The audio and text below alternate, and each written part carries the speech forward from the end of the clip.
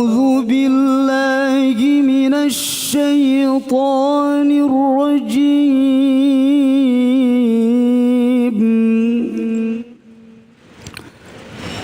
بسم الله الرحمن الرحيم.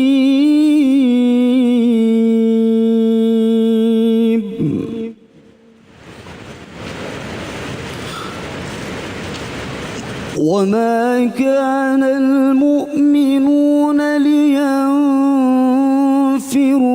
كافة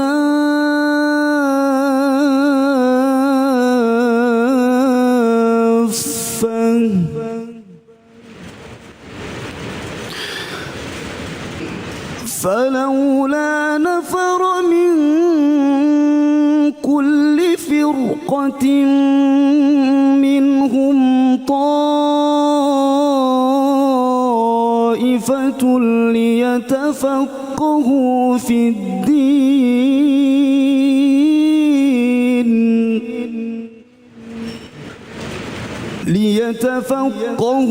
في الدين ولينذروا قومهم إذا رجعوا إليهم لعلهم يحذرون.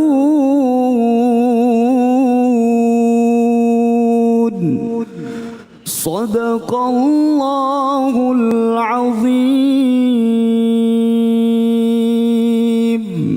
Sadaqallahul Azim. Alhamdulillah, sama-sama kita tadi sudah menyimak pembacaan ayat suci Al-Quran yang dibacakan oleh Ustadz Wildan Akhyar, dan masih disiarkan langsung dari Wisma Kementerian Pemuda Olahraga di hadapan para santri dalam rangka menyambut Hari Santri dan juga Hari Sumpah Pemuda yang insya Allah puncaknya nanti tanggal 28 Oktober yang akan diadakan di Monas ya. Insya Allah nanti kita tunggu seperti apa kegiatannya. Nah, setelah tadi kita menyimak ayat suci Al-Quran, langsung saja di segmen ini kita simak kajiannya bersama dengan guru kita Kiai Haji Khalil Nafis. Silahkan Kiai, fadhal. Bismillahirrahmanirrahim.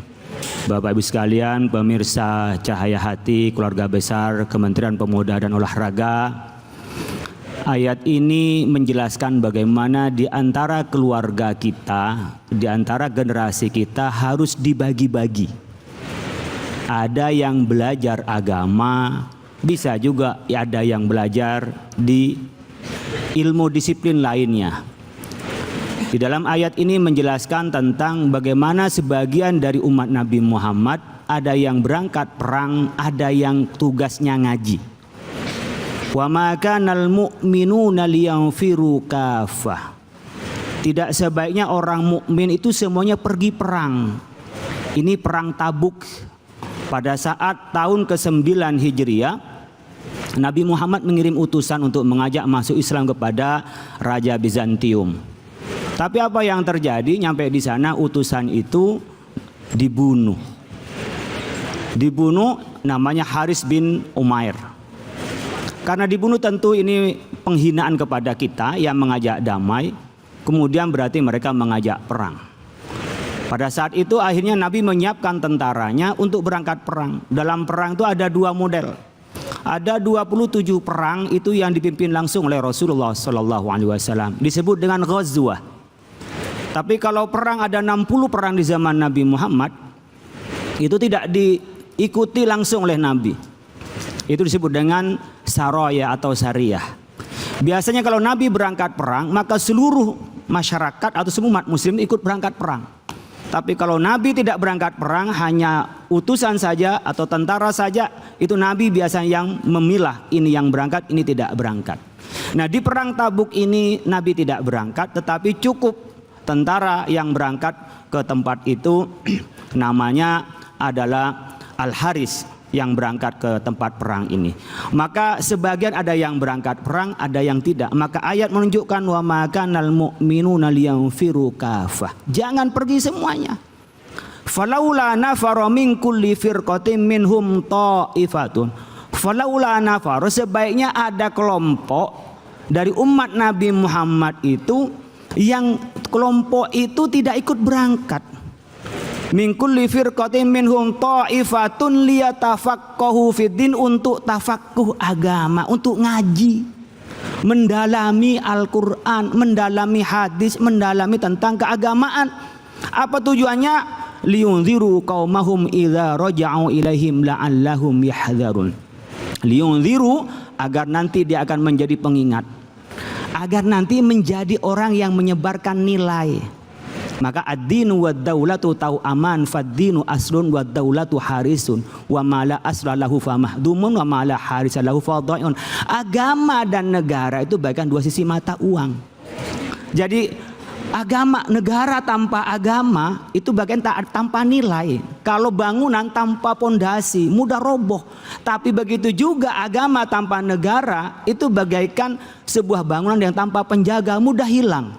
Contoh gampangnya ibu bapak sekalian, kalau kita ini lalu lintas itu menjalankan syariat Islam. Lawala tamshi fil ardi marha, jangan ugal-ugalan. Gimana caranya kita membatasi ugal-ugalan? Lalu lintas. Coba nggak ada orang yang jaga lalu lintas, itu kan bisa trafiknya bisa tabrakan. Oh iya, betul. Coba nggak ada polisi yang jagain, itu mungkin tabrakan. Maka di sini butuh adanya negara yang bisa menjaga ini. Nah ini diantaranya bagaimana agama dan negara itu seiring bersama. Maka ibu bapak sekalian, kalau punya anak dua, minimal satu itu yang belajar agama, yang satu silahkan belajar yang lain.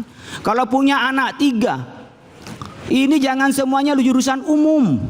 Ekonomi, teknik, kimia, boleh. Tapi harus ada kader satu minimal yang belajar ilmu agama. Ini saya terlanjur pak. Anak saya 4 semuanya ambil jurusan umum. Gak ada yang jurusan agama. Sementara istri saya sudah tutup pabriknya pak. Gimana caranya? Nikah lagi. Anda pasti marah ibu-ibu itu. Jangan ditutup pabriknya, buka.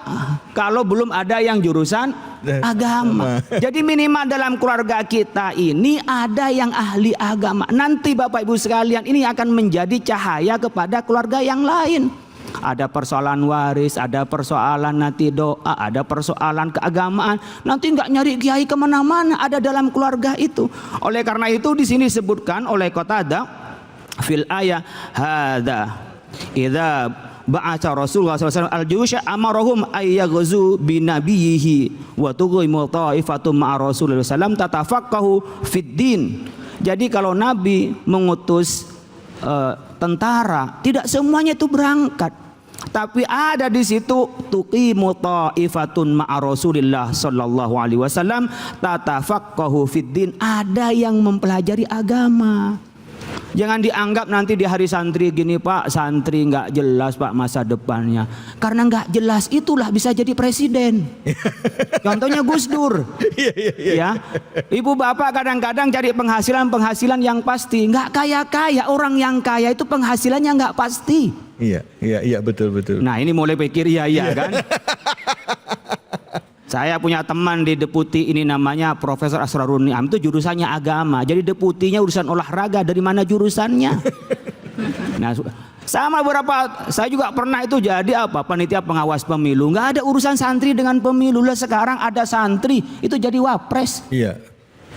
Coba, orang itu biasanya umurnya 60 sampai 70 tahun. A'maru ummati baina sittin wa sab'in. Umur umatku antara 60 sampai 70 tahun. Sedikit ntar lagi kita mati. Umur berapa, Mas David? Saya 47. 47. Kalau 47 ya tambah 6 sekitar ya 16 tahun lagi. Kurang lebih Bapak Ibu sekalian, jangan dikira wah ini kata Nabi a'maru ummati baina sittin wa sab'in, umur antara 60 sampai 70 tahun. Wa qalla man jawaza dzalik, sedikit orang yang melampaui 70 tahun umurnya. Apalagi umur 80 tahun jadi wapres. Itu hanya Kiai Ma'ruf. Betul. Jadi sedikit, coba sebentar lagi lah saya 48, tak pikir-pikir ya 15 tahun lagi kalau 63. Jadi nggak lama Bapak Ibu sekalian. Oleh karena itu nanti kita mati siapa yang mau doain kita? Urusan waris, kemarin tuh saya ketemu dengan orang ini bener nih real, punya anak 2 laki-laki, satu sekolah di sini sekolah negeri, yang satu sekolahnya sampai luar negeri, kaya. Karena kaya semua, anaknya itu datang ke rumah malam-malam hanya minta cara dibagi waris. Kenapa Pak minta dibagi waris? Anaknya kaya, yang ditelepon hanya minta warisan. Nengok bapaknya juga enggak, sambil nangis-nangis. Allah. Saya gagal Kiai, kenapa? Saya karena tidak mendidik agama kepada anak-anak saya. Bilang begitu. Oleh karena itu Bapak Ibu sekalian, ayat ini mengajarkan kita bahwa di dalam rumah, di dalam keluarga, dalam komunitas harus ada santrinya. Minimal satu. Kalau udah kelewatan gimana caranya Pak? Wah ini saya cucunya lah minimal. Ya, jadi diniatkan ada yang ahli agama di dalam keluarga kita, sehingga ada santri di keluarga kita. Karena dari tidak jelas tadi Allah yang mengatur. Dulu orang belajar ilmu itu bukan untuk jadi apa-apa. Belajar ilmu karena mencari ilmu Allah. Nanti Allah yang menempatkan sesuai dengan diri kita, sesuai dengan kepantasan kita. Masya Allah. Baik, terima kasih banyak Kiai. Silakan Ibu, ya, atau mungkin siapa ada yang mau bertanya, bapak-bapak atau ibu-ibu, silakan. Ya, silakan. Oh, santri ini yang mau nanya. Langsung. Santriwati, pertanyaannya apa dan siapa namanya? Bismillahirrahmanirrahim. Assalamualaikum warahmatullahi wabarakatuh. Waalaikumsalam warahmatullahi wabarakatuh. Perkenalkan, nama saya Siti Fatimah Zahra dari Pondok Pesantren Nurul Yakin. Izin bertanya Kiai. Kita semua tahu bahwa jihad di jalan Allah bukan hanya tentang mengangkat pedang, tetapi masih banyak cara lain seperti berdakwah. Namun, apakah patokannya yang sudah membuat kita sudah sepantasnya sampai berjihad dengan mengangkat pedang atau berperang? Sekian, terima kasih. Wassalamualaikum warahmatullahi wabarakatuh. Waalaikumsalam warahmatullahi wabarakatuh. Ya, silakan Kiai. Ini tadi kalau tadi kan apa? Kalau sampai kita berjihad dengan mengangkat pedang ya gitu ya, untuk perang itu gimana gitu ya kira-kira ya. Nah, kapan batasannya gitu dan jihad itu bukan tujuan. Jihad itu bukan ghayah. Jihad itu wasilah. Dan jihad itu bukan semata-mata mengangkat senjata membunuh orang. Di dalam kita bekerja untuk mendapatkan kehormatan. Kehormatan lu bisa memberi belanja sendiri dalam keluarga. Kemudian kita punya pekerjaan, bisa berkarya. Itu kehormatan, itu jihad. Maka ketika ada anak muda saat itu mangkul kayu, kemudian sahabat bertanya, ya Rasulullah, sayang itu orang kuat, ganteng, gagah, kok cuma ngangkat kayu? Kata Rasul, andaikan dia itu menjadi jihad di jalan Allah ya Rasul, wah hebat sekali. Apa kata Rasul? Dikira jihad cuma perang, kata Nabi. Allah. Man sa'a ala iyalihi fa fi sabilillah wa man sa'a ala walidayhi fa fi sabilillah. Orang yang bekerja untuk keluarganya itu jalan Allah.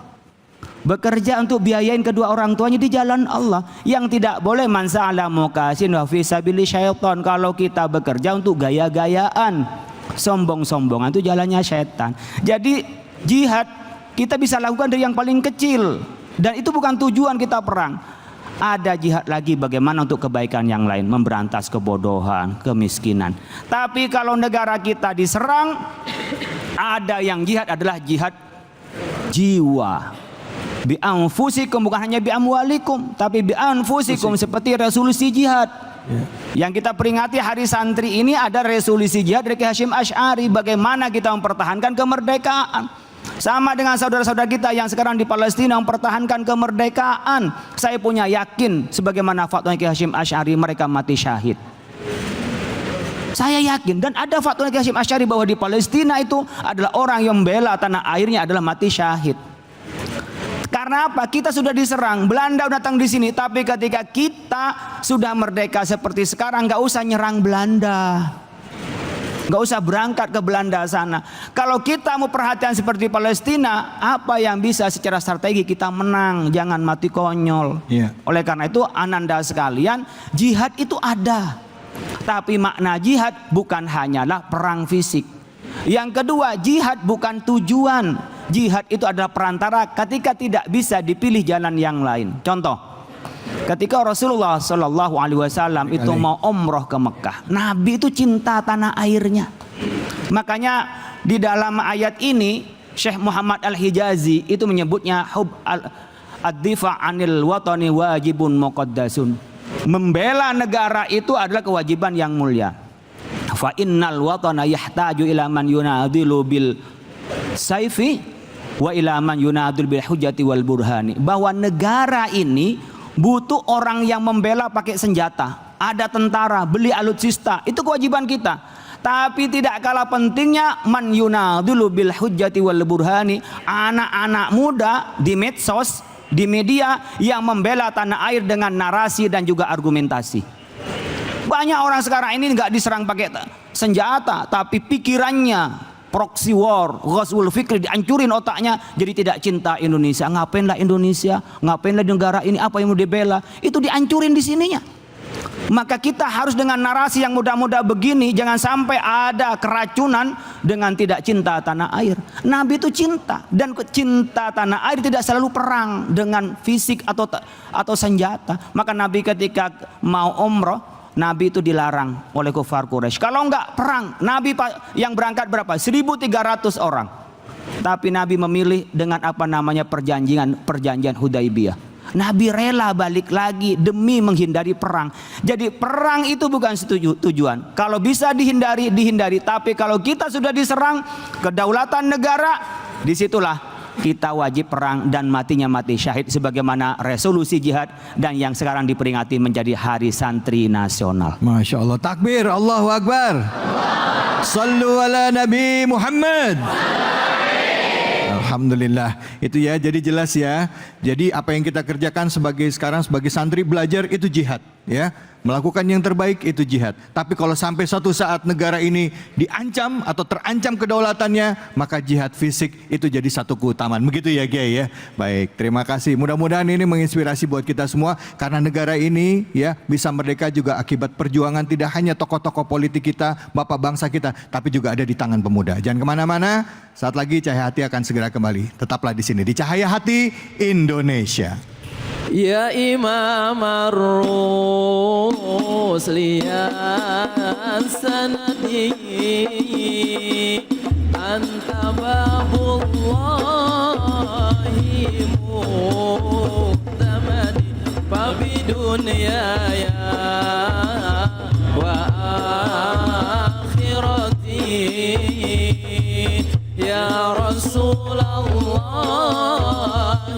khudh biyadi mamarrus ya sanadi anta babullahi khudh biyadi ya wa akhirati ya Rasulullah